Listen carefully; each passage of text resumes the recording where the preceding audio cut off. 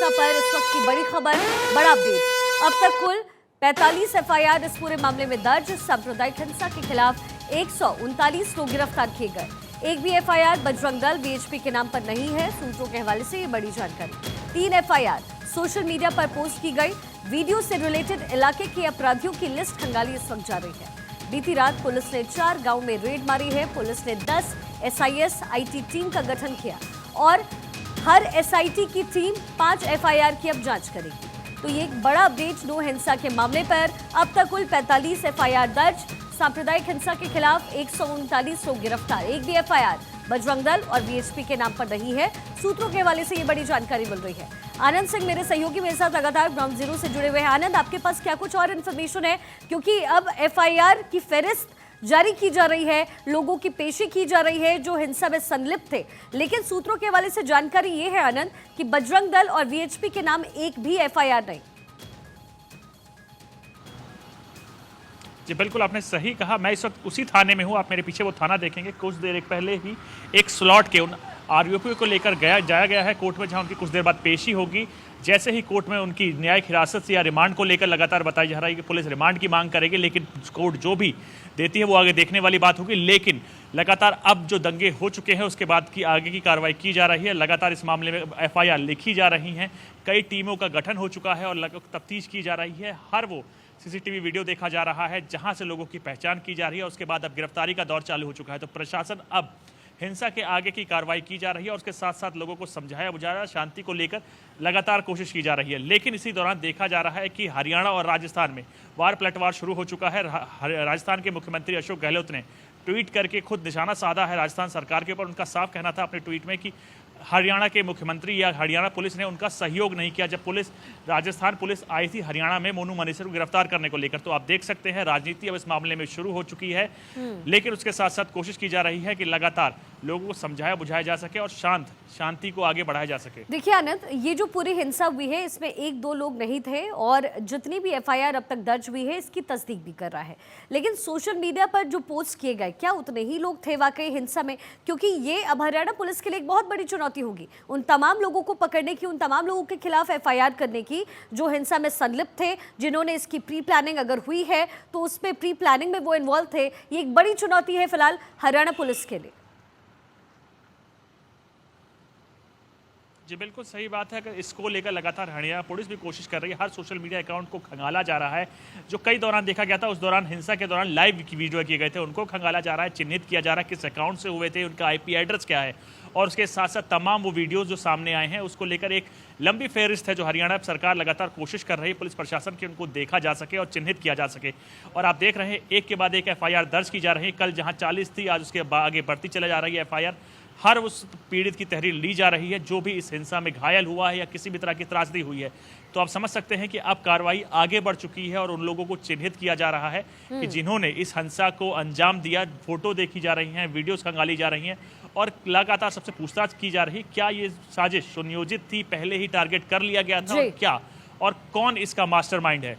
जी बिल्कुल, देखिए कई ऐसे अहम सवाल है जिसकी पड़ताल इस वक्त हरियाणा पुलिस कर रही है। आनंद, बहुत बहुत शुक्रिया आपका इस तमाम जानकारी के लिए। नूह में दंगाइयों ने जो किया वो सुनकर के आपके भी रोंगटे खड़े हो जाएंगे।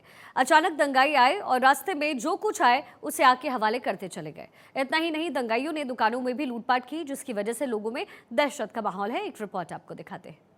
2023 का दिन, वो काला दिन जो मेवात के इतिहास में एक काले धब्बे की तरह नजर आएगा। वो दिन जो हिंदू मुस्लिम एकता का प्रतीक मेवात, जो 1947 में भी अपनी एकता का परिचय दिया था। लेकिन इस दिन पता नहीं क्या हो गया मेवात को कि वो हिंदू मुस्लिम आपस में ही लड़ने लगे। जो आराम से एक ब्रजमंडल शोभा यात्रा निकल रही थी, उस शोभा यात्रा पर अचानक कुछ दंगाई अटैक करते हैं। उसके बाद पूरे शहर को जलाना शुरू कर देते हैं। इस समय हम खड़े हैं गोरखनाथ मंदिर के पास, जिस गोरखनाथ मंदिर में तोड़फोड़ की गई। यहाँ मेरे साथ कुछ चश्मदीद है, आइए उनसे जानते हैं कि उस दिन हुआ क्या था। भाई साहब, उस दिन हुआ क्या था, सारा हकीकत क्या थी उस दिन? सर, यहाँ से बहुत लोग, जस्ट 2000 आदमी गोरखनाथ मंदिर पे अटैक करने लगे।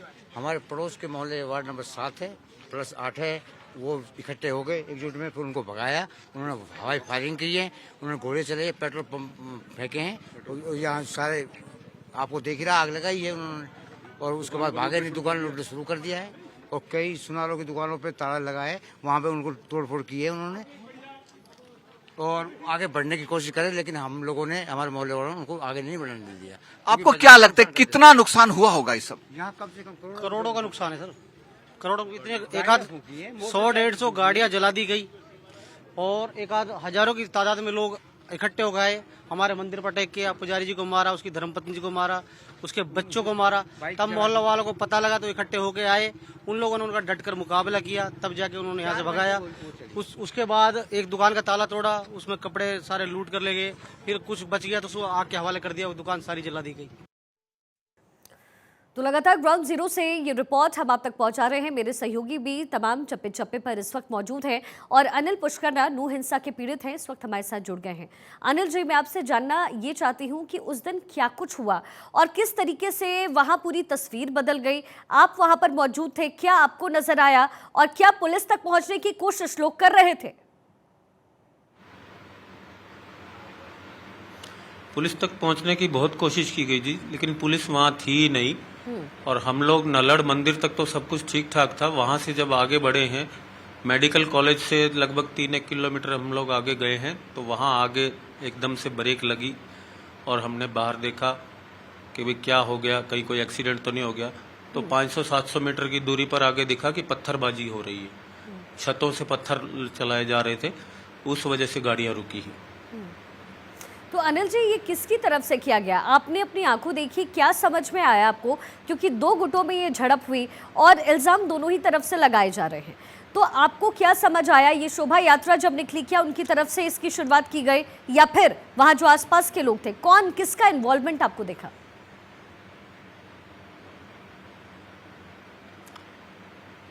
मुझे तो ऐसा कुछ दिखा नहीं जी कि हाँ भाई हमारी यात्रा पे पथराव की अगर ऐसी कोई उम्मीद होती तो हम जाते भी नहीं जी। इससे पहले भी हर साल यात्रा होती रही है, हम लोग गए हैं, सब कुछ शांति से हुआ है। फिरोजपुर झिरका मंदिर गए, पुनाना गए, वही कार्यक्रम इस बार भी था। लेकिन जैसे ही नलड़ मंदिर से निकले और जो पत्थरबाजी ऊपर से छतों से होती देखी है हमने, वो कोई ये नहीं था कि वो एक दूसरे का इल्जाम लगाने से कुछ नहीं होगा। हमने तो खुद भुगता है। हमारी बस को पूरी तरह से उन लोगों ने घेर के पीटा है, मारा है, पूरी बस तहस नहस हो गई। खिड़कियां कूद के हम बाहर सामने वो पत्थरबाजी कर रहे हैं और हम उसमें से निकल के जान बची है जो, वो मुझे नहीं लगता कि कोई भगवान ने ही बचाई है, बस वही उसका परमात्मा का। तो अनिल जी, फिर उसके बाद क्या हुआ? जब यहाँ से आप कह रहे हैं कि पथराव की जाने लगी, वहाँ पत्थरों की बरसात हुई गाड़ियों पे, उसके बाद फिर क्या हुआ?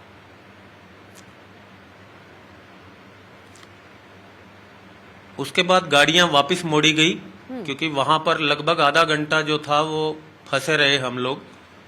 और सामने से कुछ हमारे ही लोग आगे आ गए, उन्होंने इधर से छोटे मोटे पत्थर जो पड़े थे उनको तो वो भी नहीं दिख रहे थे, वो उन्होंने चलाए, तो वो सामने जो भीड़ आ रही थी वो रुकी रही। इस आधे घंटे के दौरान ही हमारी बसें और कारें जो फंसी हुई थी उन्होंने बैक किया और वापस मंदिर की तरफ बढ़ने लगी। और जो लोग मंदिर पहुंच गए उनको लिए सुकून था, और जो मेरे साथ और साथी थे वो हम सब लोग दूसरी किसी बस में चढ़ गए। और वो बस जब हमने वापस मोड़ी तो आगे देखा कि ये कार जल रही है, तो हमें समझ में आया कि ये भीड़ जो है हिंसा पे उतारू है, और ये दोनों तरफ से, आगे से भी है और पीछे से भी है। तो हमारी बस वाले ने, जिसमें मैं बैठा था, उसने राइट साइड में एक कट जा रहा था, उस तरफ बस बचाने के लिए अपने आप को मोड़ दी। लेकिन आगे जाके देखा कि गलियों से और दूसरे घरों से इस तरह से निकल के 15-20 लोगों के ग्रुप में और कई तरफ से ग्रुप आ रहे थे, और जिन्होंने हम पर पथराव किया और हमारे ड्राइवर को लगी उस बस के। और उसके बाद वो बस एक साइड में ठुक गई फुटपाथ पे ही। उसके बाद वो खड़ी बस के ऊपर पत्थरों की ऐसी वर्षा हुई जैसे ओले पड़ते हैं, और हम सब लोग दुबके रहे अंदर। हमारे ऊपर ईंटें, पत्थर मोटे मोटे वो सब गिर रहे थे। जैसे तैसे करके खिड़की दरवाजे तो टूट चुके थे, लेकिन उसमें से निकलने का रास्ता एक यही था कि खिड़की से कूदो। मैं भी कूदा और मैंने दाहिनी तरफ भागना शुरू किया। 100 मीटर तक उनमें से कई लड़कों ने मेरा पीछा किया मारते मारते, लेकिन उसके बाद उनको कोई दूसरा शिकार मिल गया मेरे जैसा, वो रुक गए और मैं आगे दौड़ता रहा। लगभग 3 किलोमीटर तक दौड़ने के बाद मुझे देखा कि आगे फिर 200 मीटर पे फिर कुछ लोग खड़े हैं हाथ में डंडे लाठी लिए हुए जी। मैं वहीं पर बैठ गया और मैंने सड़क से नीचे जाके अपनी जान बचाई। लेकिन इस शोभा यात्रा को लेकर के तो अनिल जी पहले से ही पुलिस के पास अलर्ट था, तो ऐसे में सवाल ये भी उठ रहे हैं कि पुलिस आखिर कहाँ थी। और एक और बात कही जा रही है सोशल मीडिया पे, जो वीडियो वायरल हो रहे हैं दिनों, कि पहले से ही शोभा यात्रा निकालने से पहले से ही ये बात कही जा रही थी कि यहाँ पर हिंसा होगा। क्या इसको लेकर के आपके पास कोई जानकारी, क्योंकि जो वीडियो वायरल हो रहा है उसमें उकसाने की बात कही जा रही है? मैंने ऐसी कोई वीडियो नहीं देखी जी कि जिसमें इसको यात्रा को उकसाया जा रहा हो उन लोगों को। उन्होंने बल्कि वहां पर जो मैं अब देख रहा हूं, कोई मोनू का नाम आ रहा है, कोई किसी का नाम आ रहा है, वो चाहे किसी भी वजह से की हो, लेकिन ये यात्रा पर हमले की जो उनकी तैयारी बताती है कि उनकी ये योजना बहुत पहले की बनी हुई थी। और सीधी सी बात है कि CIA की सूचना वगैरह भी, खुफिया तंत्र सरकार को भी सूचना देता है। इसके बावजूद सरकार की तरफ से जो जरूरी पुलिस बल वहां होनी चाहिए था वो नहीं था। और मैंने अभी स्टेटमेंट सुनी, मैं भी खबरें अब देख रहा हूं, हमारे यहाँ के डिप्टी CM साहब भी बोल रहे थे कि आयोजकों ने सही जानकारी नहीं दी। ये मुझे नहीं लगता कि ये बात सही होगी। सरकार को चाहिए था कि वहां अगर उनके पास ये खुफिया तंत्र कितना है। जी लेकिन अनिल जी, तो आप ये कहना चाह रहे हैं कि दूसरे समुदाय की तरफ से हिंसा की शुरुआत की गई, ये प्री प्लान था, यानी उनकी तैयारी पूरी थी। जब ये शोभा यात्रा, जिसमें आप भी शामिल थे, जब ये निकली तो उनकी तरफ से इसकी शुरुआत की गई, यानी इस तरफ से किसी ने भड़काया नहीं, यही कहना चाह रहे हैं आप? जी, अगर भड़काया गया होता तो हमारे पास भी अस्त्र शस्त्र होते जो हम लेके जाते, अपनी तैयारी के साथ जाते, और उसमें औरतें और बच्चे नहीं जाती मरने के लिए। जी, ये तो एक प्री प्लान उनका था, हम लोग तो एक धार्मिक यात्रा पर ही गए थे। ठीक है अनिल जी। और चलिए एक बार फिर से नूह का रुख करते हैं। नूह में 31 तारीख को दंगाइयों ने बाबा गोरखनाथ मंदिर में आतंक मचाया, जिसे सुनकर सबके रोंगटे खड़े हो जाते हैं। मंदिर के पुजारी का कहना है कि दोपहर के समय वो अपने परिवार के साथ मंदिर परिसर में बैठे हुए थे और तभी सैकड़ों की संख्या में भीड़ आई और मंदिर पर पथराव करने लगी। पुजारी का कहना है कि भीड़ ने उनकी पिटाई की, इतना ही नहीं, उनके बच्चों को भी नहीं छोड़ा। सुनवाते हैं आपको। बात का नूह कस्बा, जो कभी हिंदू मुस्लिम एकता का प्रतीक कहा जाता था, जिसके नाम के चर्चे दूर दूर तक थे कि यहाँ हिंदू मुस्लिम बड़े भाई की तरह रहते हैं, आपस में मिलजुल कर रहते हैं, लेकिन अब वो भाईचारा खत्म हो गया।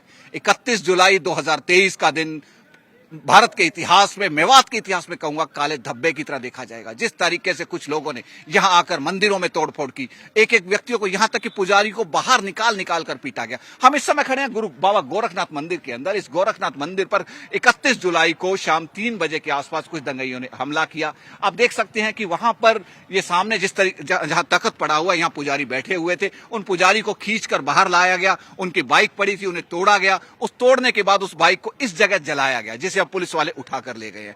बाइक जला दी गई, पुजारी से मारपीट की गई। हमारे साथ है मंदिर के पुजारी बातचीत करने के लिए, आइए उनसे जानते हैं। पंडित जी, उस दिन क्या हुआ था, जरा विस्तार से बताइएगा। उस दिन ये हुआ था कि यहाँ सारे आदमी आए, उन्होंने ये कहा कि मंदिर को तोड़ दो, पुजारियों को पीटो, मारो, पीटो, घसीटो। सारे मंदिर पर तोड़फोड़ करी। हमारी बाइक थी, उनको भी निकाला, उसको घसीट करके यहाँ जला दिया गया और मंदिर के गेट तोड़ दिए उन्होंने।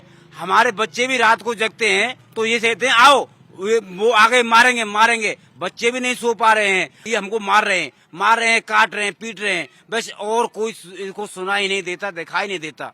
कि जब से यहाँ मैं सारी आपकी बात समझ सकता हूँ। जिस तरीके से आप कह रहे हैं कि अभी रात को सोते सोते बच्चे उठ जाते हैं, वो कहते हैं कि मार देंगे, काट देंगे, दंगा होगा, ऐसे सारी बातें बोलते हैं। मैं समझ सकता हूँ जो व्यक्ति ऐसा मंजर देखता है उसके दिलो दिमाग पर बच्चों के क्या असर पड़ता है। आपका भी मैं जिस तरीके मनोदशा देख रहा हूँ, वो मनोदशा अभी आपकी ठीक नहीं लग रही है, क्योंकि जो आपने मंजर आंखों से देखा है, जिस तरीके दंगाइयों ने आपको बताया कि आपको पीटा, आपके परिवार के, आपकी पत्नी वगैरह, बच्चों, औरों के साथ भी कोई मारपीट हुई क्या? नहीं, औरों के साथ में यहाँ खूब पत्थरबाजी हुई है, कम से कम 3-4 घंटे पत्थरबाजी हुई है यहाँ। तो आप कहना चाह रहे हैं कि आपसे मारपीट की, आपके बच्चों से मारपीट की, क्या आपकी पत्नी और बहन वगैरह अगर कोई महिलाएं थी उनसे बदतमीजी की? हाँ, खूब बदतमीजी करी है। जब हमारे साथ में हुई तो वो कहाँ जाएंगे, उनको भी खींचा है वहाँ से। यहाँ जो आपकी बाइक जलाई गई थी, जिसके बाकी अवशेष अभी साफ नजर आ रहे हैं जले हुए, ये बाइक कौन उठा के ले गया? जो जले हुए थी वो बाइक कौन ले गया? ये बाइक पुलिस वाले आए थे, वो इसको उठा के ले गए। पुलिस वाले आए हैं JCB लेकर के, JCB उसको रख के थाने में ले गए उसको। ये थे बाबा गोरखनाथ मंदिर के पुजारी, जिन्होंने 31 जुलाई 2023 का वो मंजर अपनी आंखों से देखा, जिनके साथ दंगाइयों ने मारपीट की, जिनके बच्चों को, छोटे छोटे बच्चे, जो पुजारी बता रहे हैं कि आज भी रात को उठ जाते हैं, सोए से नींद में उठ जाते हैं, कहते हैं पापा मार देंगे, काट देंगे। आप समझ सकते हैं कि जिसने वो मंजर देखा, हजारों की संख्या में जिस तरीके से वो दंगाई थे, जिस तरीके से मंदिर पर अटैक किया गया और उनके बाद पत्थर बरसाए गए, बच्चे के एक बन के भोले होते हैं, उनके दिलो दिमाग पर क्या